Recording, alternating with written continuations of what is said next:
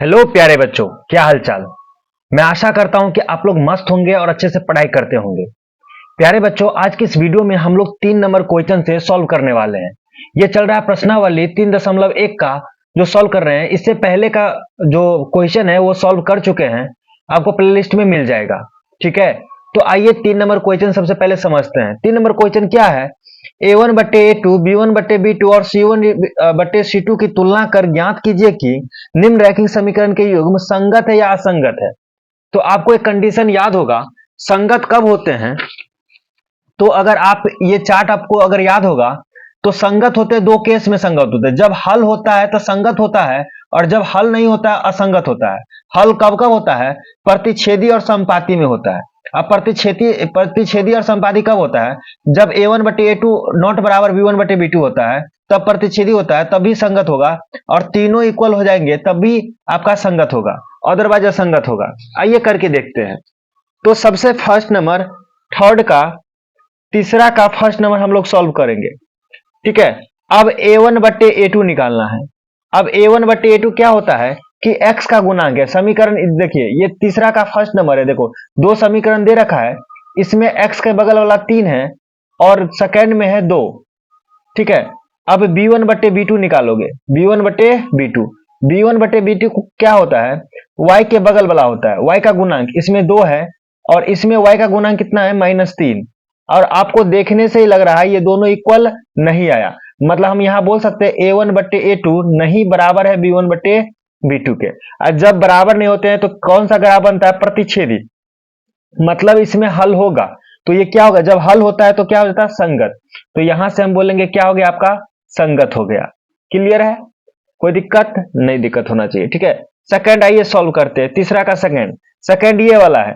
A1/A2 निकालो। तो A1/A2 आप निकालोगे तो A1 है आपका 2 और A2 है आपका 4, x के बगल वाला। ठीक है, ये कट करा जाएगा 1/2। जरा B1/B2 निकालो। B1/B2 B है आपका -3 और इसमें B2 जो है आपका -6। क्लियर है? ये भी कटकर 1/2 आ गया। जब A1/A2 B1/B2 के बराबर आ रहा है तब C1/C2 भी चेक कर लेंगे। C1/C2 चेक कर लो आप। C1 क्या है? तो C1 है आपका ये वाला, देखो 8 और C2 क्या है? 9। देखो, सबसे पहले मैं एक चीज बताना भूल गया कि जब भी ये अचर पद होते हैं दोनों साइड एक ही मतलब होना चाहिए। या तो बराबर के दोनों, मतलब बराबर के इस साइड है तो ये भी बराबर के दाएं साइड होना चाहिए। ठीक है, ऐसा होना चाहिए। अब ये कंडीशन क्या आ रहा है? A1/A2 बराबर तो आ रहा है B1/B2 के, लेकिन नहीं बराबर आ रहा है C1/C2 के।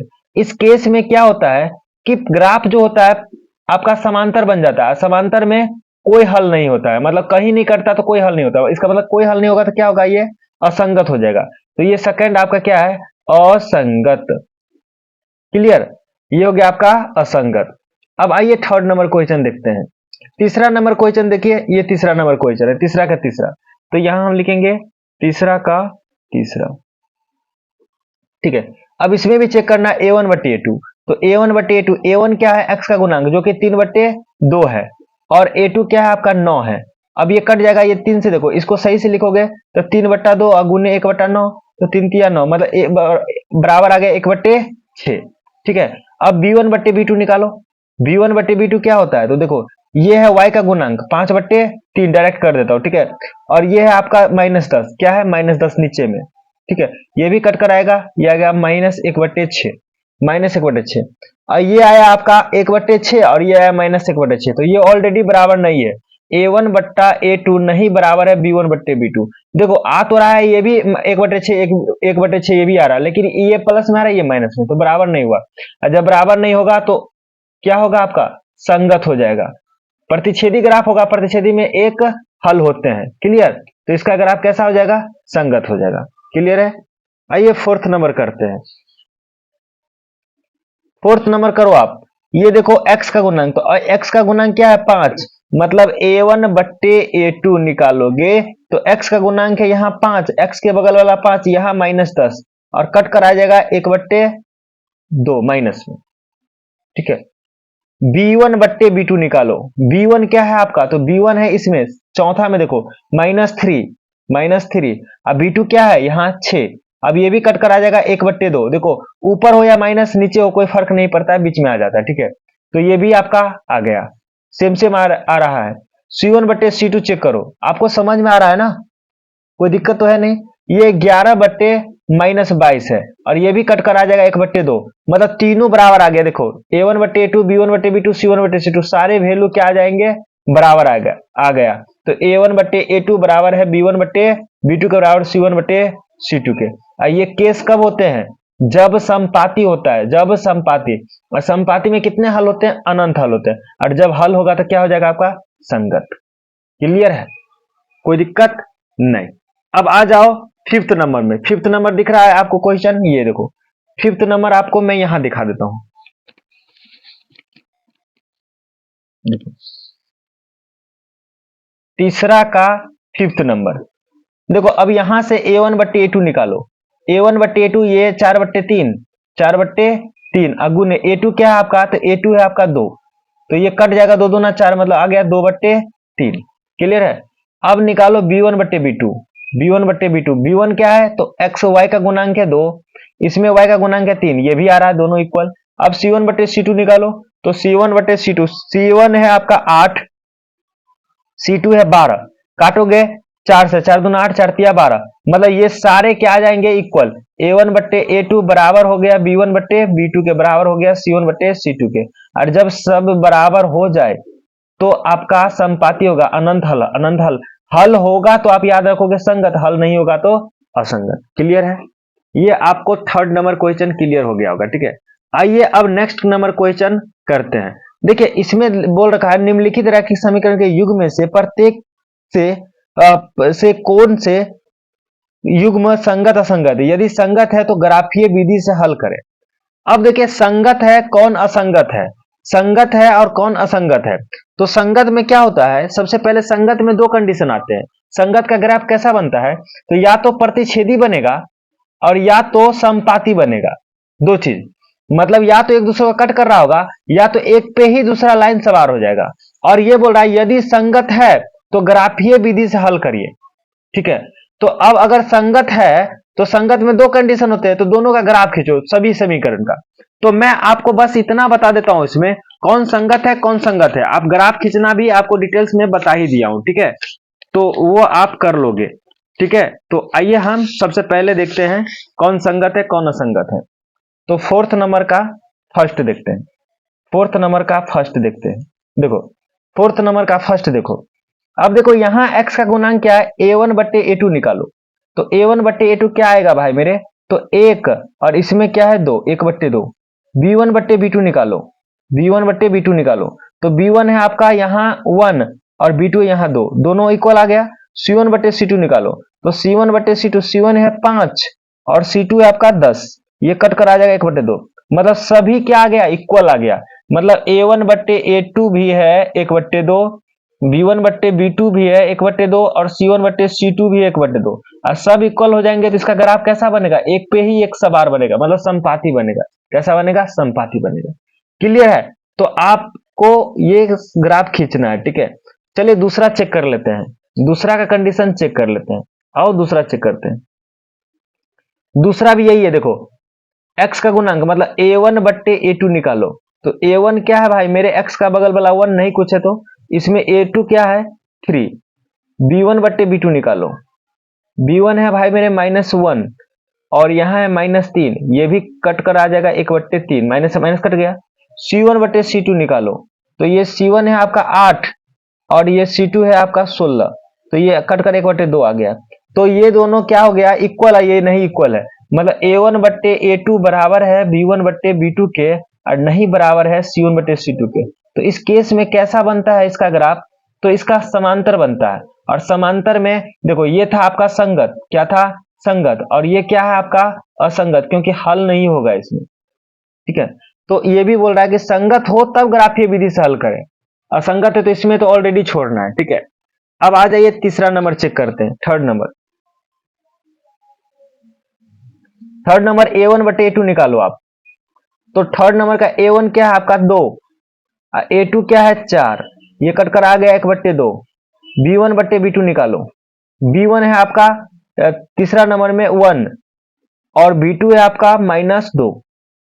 देखो ये देखने से ही इक्वल नहीं लग रहा है, क्योंकि 1/2 यहाँ -1/2 है, तो A1/A2 नहीं है बराबर B1/B2 के। और जब बराबर नहीं है तो इसका ग्राफ कैसा बनता है? प्रतिच्छेदी। अब प्रतिच्छेदी कैसा होता है? संगत के संगत संगत होगा, क्योंकि एक हल होगा ना। क्लियर है? अब आइए फोर्थ नंबर करते हैं। फोर्थ नंबर में भी इजी है।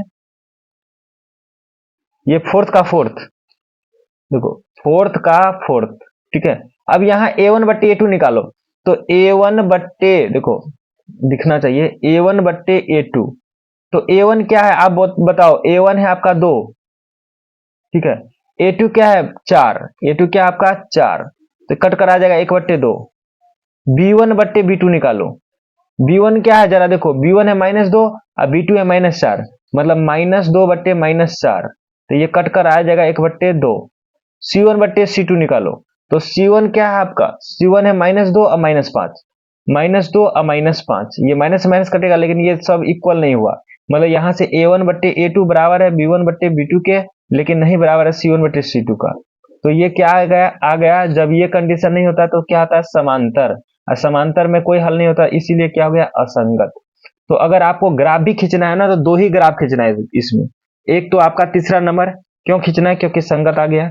और एक या आपका आ गया पहला नंबर, ठीक है।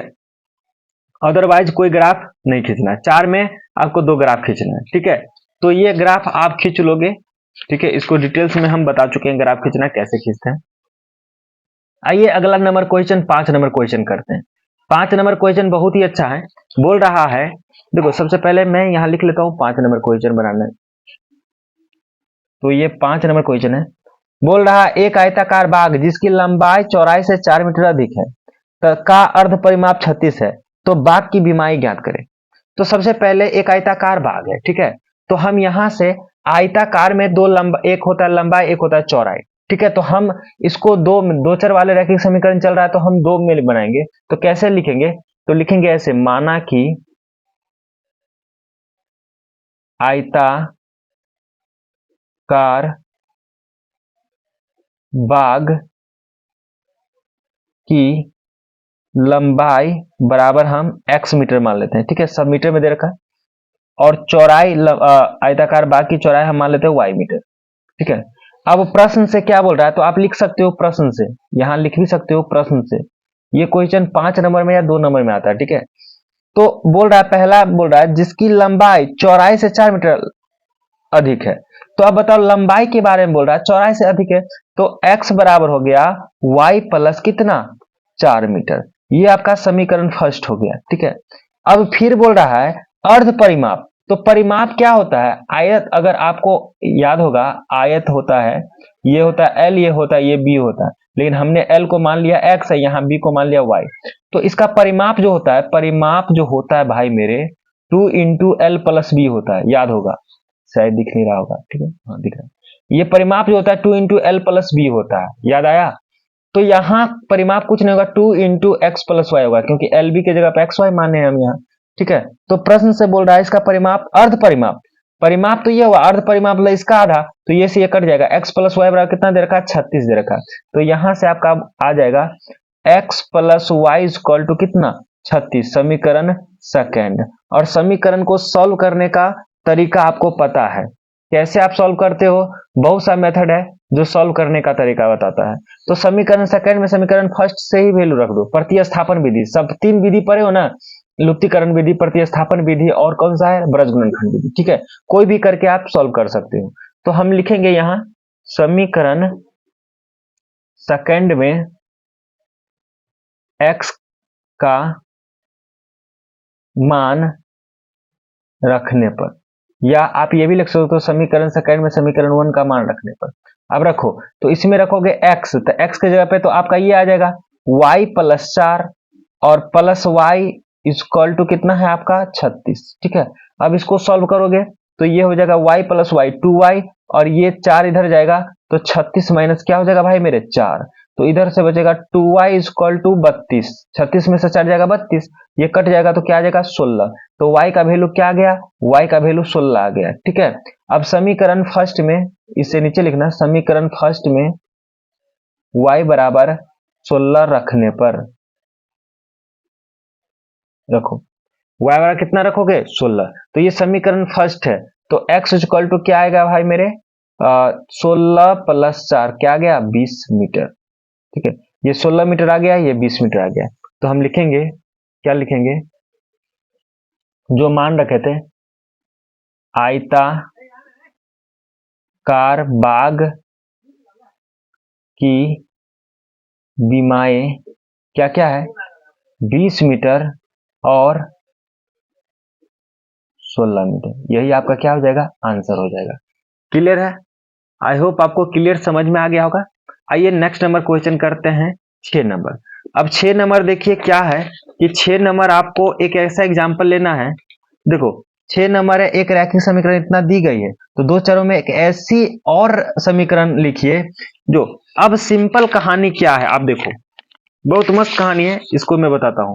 चलिए 6 नंबर क्वेश्चन को सॉल्व करके बताता हूं। ठीक है, देखिए 6 नंबर क्वेश्चन अच्छा क्वेश्चन है। तो एक समीकरण पहले से दे रखा है, क्या दे रखा है 2x plus 3y minus 8 equal to 0 दे रखा है।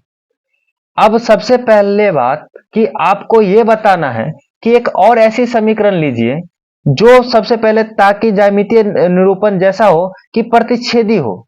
तो प्रतिच्छेदी में क्या होता है भाई मेरे, ये दोनों इक्वल नहीं होना चाहिए, बाकी कुछ हो भी जाए तो एक पहले वाले के लिए कुछ भी, सबसे पहले आप ये ध्यान रखोगे कुछ भी ऐसा एक और समीकरण लेना है जो ये दोनों मैच नहीं कर रहा हो। तो हम इसको ले लेंगे 3x प्लस 2y माइनस 8, कोई जीरो कोई इक्वल, मतलब कोई दिक्कत नहीं होगा। ठीक है, सिर्फ ये दोनों क्या a1, देखो इसमें क्या होता है a1 बट्टे a2 नहीं बराबर होना चाहिए b1 बट्टे b2 के, किसमें प्रतिच्छेदी में, प्रतिच्छेदी में। अगर आपको मैं कंडीशन दिखाने लगूं तो ये कुछ होगा, देखो यही होता है ना कंडीशन। देखो प्रतिच्छेदी में x का गुणांक का अनुपात y के गुणांक के अनुपात के बराबर नहीं होता है। ठीक है, तो आप ज्यादा दिमाग मत लगाओ कि हमें एक दे रखा है, हमें ये दे रखा है और क्या ले ले ताकि ये दोनों इक्वल ना, a1 बट्टे a2 नॉट बराबर b1 बट्टे b2 हो, तो जरा देखो तो ये इक्वल नहीं होगा। ठीक है, दूसरा में है आपको लेना ये समांतर लेना, समांतर हो तो समांतर में क्या होता है कि ये दोनों बराबर तो होता है, a1 बट्टे a2 तो बराबर होता है b1 बट्टे b2 के, लेकिन नहीं बराबर होता है c1 बट्टे c2। तो सिंपल कहानी है, इसमें क्या करोगे दो गुना ले लो, तो इसका दो गुना हो जाएगा 4x और इसका दो गुना होगा 6y। ठीक है, ये दोनों इक्वल हो गया। अब यहां ले लेते -9।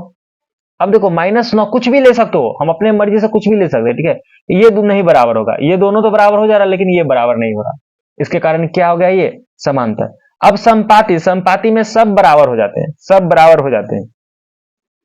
a1 बट्टे a2 बराबर हो जाएगा b1 बट्टे b2 के और c1 बट्टे c2 के भी बराबर हो जाएगा, सब आपस में क्या होंगे बराबर होगा संपाति में। तो इसका सिंपल एक समीकरण दे रहा है, इसका 4 गुना कर लो, कुछ भी कर सकते हो, 4 गुना करोगे तो ये हो जाएगा 8x, ये हो जाएगा 4 तिया 12y और ये हो जाएगा आपका 8 चौक 32। ठीक है, तो ये आपका हो गया 3 के 3 सॉल्यूशन। कोई दिक्कत? तो 3 एग्जाम्पल लेने थे और 3 हमने ले लिया, 1 2 3। क्लियर है? अब आइए बहुत ही मजेदार क्वेश्चन है 7 नंबर क्वेश्चन। अब 7 नंबर क्वेश्चन को सबसे पहले अच्छे से समझो। समीकरण इतना और इतना दे रखा है का ग्राफ खींचिए, इतना और इतना का ग्राफ खींचिए, एक्स अक्ष और इन रेखाओं से बने त्रिभुज के शीर्षों के निर्देशांक ज्ञात कीजिए और त्रिभुज पटल को छायांकित कीजिए। बहुत मस्त क्वेश्चन है, आइए करते हैं। तो सबसे पहले 7 नंबर क्वेश्चन, जब भी आपको ग्राफ खींचने हो तो ग्राफ खींचते हो तो कैसे करते हो, तो सबसे पहले आपको याद होगा कि हम ग्राफ खींचने के लिए हम बॉक्स बनाते हैं। क्या बनाते हैं? बॉक्स बनाते हैं। तो आइए सबसे पहले हम लोग बॉक्स बनाएंगे। ठीक है, अब फिर ग्राफ पे ले जाएंगे आपको। तो ये 7 नंबर क्वेश्चन रहा, दो समीकरण दे रखा है। ठीक है, x minus y plus 1 equal to 0 और एक और दे रखा है 3x plus 2y minus 12 equal to 0, दोनों दे रखा है। इसका हम क्या करेंगे? ग्राफ खींचेंगे। तो सबसे पहले हमें एक बॉक्स बनाना है जिसमें कम से कम कितने वैल्यू निकालने होते हैं? 2 वैल्यू निकालने होते हैं। ठीक है, 2 वैल्यू कम से कम निकालने होते हैं x और y का। तो चलो हम बॉक्स बना ले x y का। अब देखो सबसे पहले जब ऐसे हो ना तो बहुत इजी इजी वाले वैल्यू लेते हैं। अगर हम इसमें x बराबर 0 रख देंगे इस समीकरण में, समीकरण इसको फर्स्ट अगर मान लो तो कोई दिक्कत नहीं है, इसको सेकंड मान लो तो कोई दिक्कत नहीं है, ठीक है। अब समीकरण फर्स्ट में x बराबर 0 रखेंगे तो ये x के जगह पे क्या आ जाएगा भाई मेरे 0 माइनस वाई, और ये 1 इधर भेज दो तो -1 चला जाएगा। तो क्या बचेगा -1 माइनस वाई बराबर -1, माइनस से माइनस कट गया तो वाई बराबर क्या आ गया 1। तो x का वैल्यू 0 रखे तो y का वैल्यू क्या आ गया भाई मेरे 1। अब y का वैल्यू 0 रख दो, जब इजी आने वाला हो ना तो इजी ऐसे ही रख लेते हैं। y का वैल्यू 0 रखोगे तो x का -1 आ जाएगा, दिख रहा है ना आपको, करके दिखा देता हूं। x -0 + 1 बराबर 0। अब x ये तो खत्म हो गया, ये इधर जाएगा तो -1। हमने y रखा 0 -1 आ गया x। क्लियर है, दो वैल्यू आ चुका है। अब आ जाओ इसमें निकालते हैं, इसका बॉक्स क्रिएट करो, बनाओ, और एक में रखते हैं x और एक में रखते हैं y। अब ध्यान से देखो, अगर हम x का वैल्यू 0 रख दें, x का वैल्यू 0 रख देंगे तो ये बड़ा वैल्यू आ जाएगा। तो हम क्या करते हैं, y का वैल्यू पहले 0 कर लेते हैं। तो y का वैल्यू करो 0, 0 करोगे तो 3x, ये खत्म, ये 12 इधर चला जाएगा, ठीक है। तो ये आ जाएगा x बराबर 12/3, क्या आ जाएगा आपका 4। तो हमने y का वैल्यू 0 रखा तो x का वैल्यू कितना आ गया भाई मेरे 4। क्लियर है। अब देखो y का वैल्यू अगर 4 रख कर देखो तो हो जाएगा आपका 4 दूना 8, इधर जाएगा तो माइनस का 4 बचेगा, नहीं पॉइंट में आ रहा है, ठीक है। अगर x का वैल्यू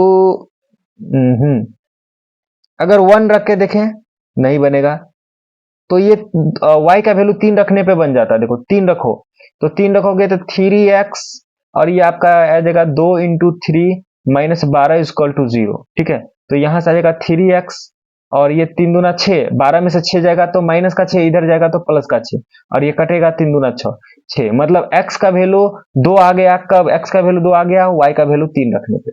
तो 2 पॉइंट ऑलरेडी आ चुका है। अब चलेंगे हम लोग ग्राफ पे, कहां चलेंगे, ग्राफ पे, ठीक है।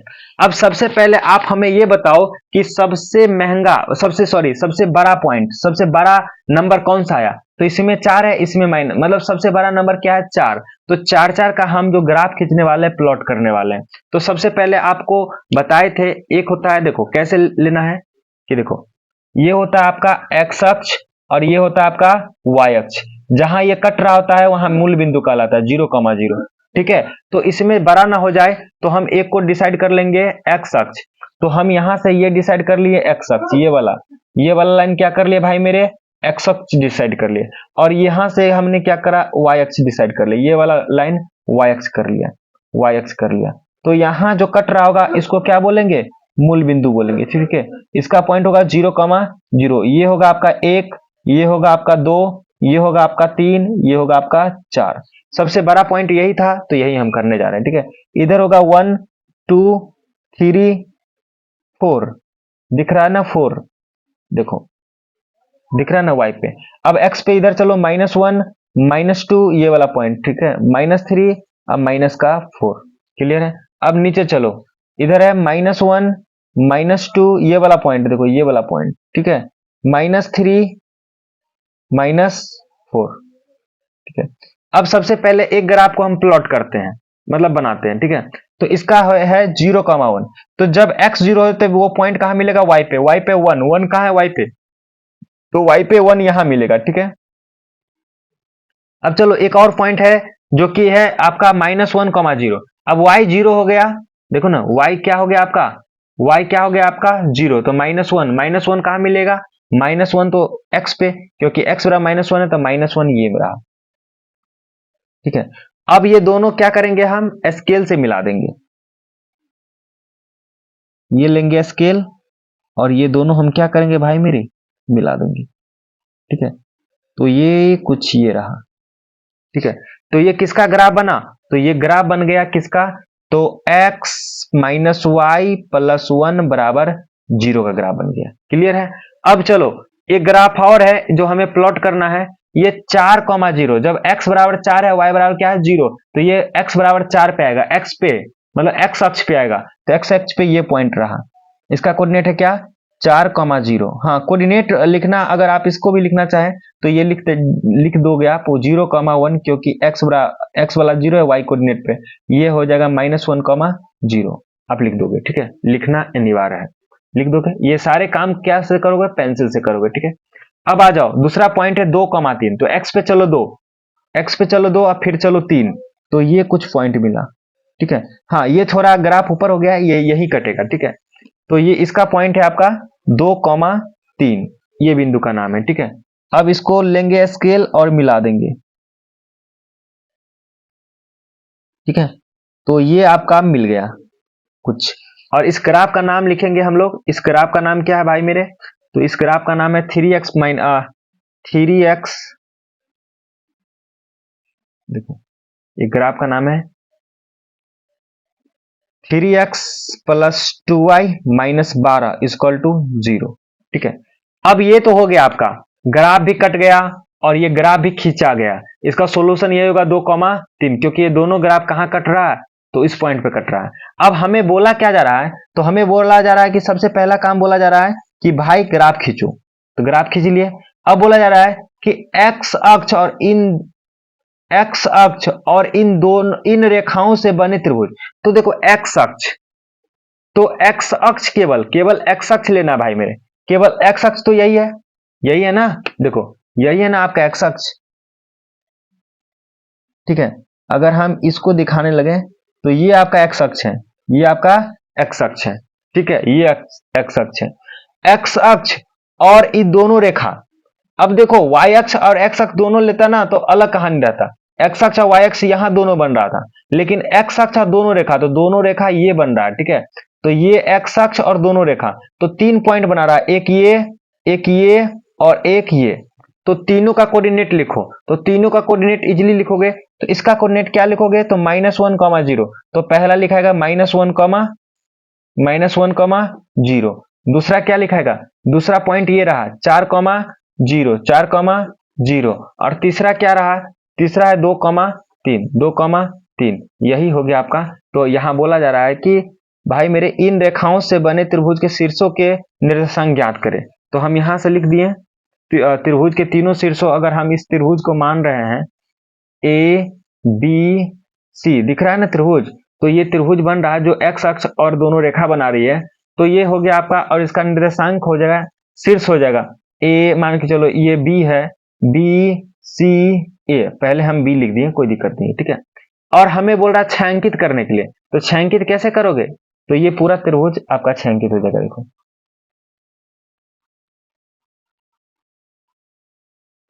तो आप अपने कॉपी में छायांकित कर लोगे, ठीक है। तो ये त्रिभुज आपका बनकर डिड्री हो गया। तो ये एक्सरसाइज यही आपका खत्म होता है, ठीक है। अगर आपको वीडियो पसंद आ रही है तो आप लाइक करोगे, और चैनल पर नए तो चैनल को सब्सक्राइब करोगे, क्योंकि मैं पूरे एनसीईआरटी को तोड़ तोड़ कर समझाने वाला हूं। और एक्स्ट्रा भी कोई मतलब जो होगा, जो हमें समझाना होगा, लेकर आना होगा वीडियो, मैं लेकर आऊंगा, ताकि आपके पढ़ाई में इजी से इजी मतलब वैल्यू जुड़ सके, ठीक है। फिर मिलते हैं किसी नेक्स्ट वीडियो में, तब तक के लिए बाय बाय एंड जय हिंद।